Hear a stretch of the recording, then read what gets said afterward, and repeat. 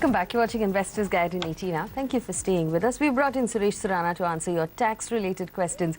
Suresh, thank you for joining us.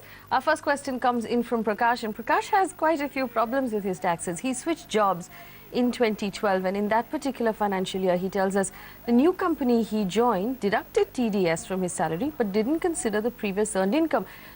All in all, there was about 22,000 rupees that he is not paid in income tax for that year.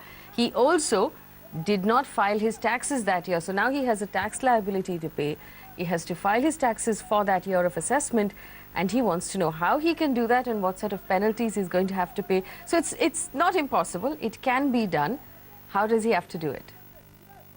You should have informed your new employer about the salary which you have drawn from the previous employer as well as the tax deducted. Since the new employer did not know about the previous salary income and the previous tax deduction, there would be a lower tax deduction because of the basic exemption as well as the lower slabs of income. So now what you need to do is to pay the balance amount as the self-assessment tax. And since the amount is more than 10,000 rupees, you will be liable to pay interest under section 234B and C at the rate of 1% per month.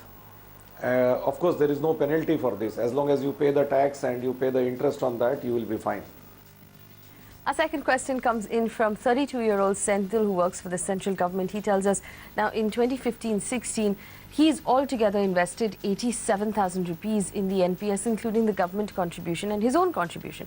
He wants to know, can he claim his deduction under 80CCD and under 80C? So split up that across two. How will he claim the deduction for this year? Suresh.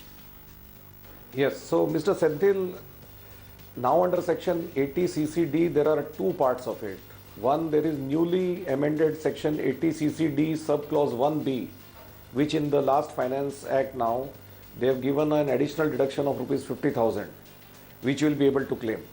As far as the remaining 37,000 is concerned, the deduction is not under section 80C, but it is under section 80CCD subsection 1. And there the limit what you can claim, the maximum deduction, is also restricted to 10% of your salary income.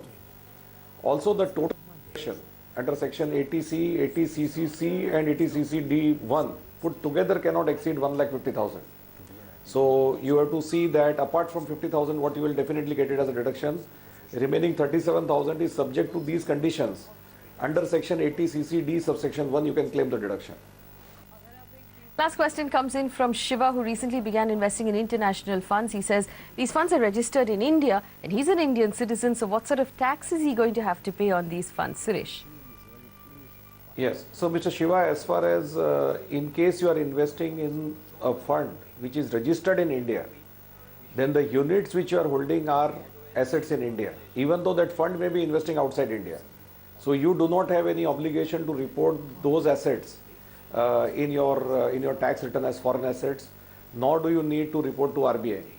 But if you are investing in a fund which is registered outside India, in that case you will have to report your foreign assets in the form of investment in that fund, as well as for making the investment you need to do in accordance with liberalized remittance scheme of FEMA or any other applicable scheme to you, and you need to do those compliances under FEMA.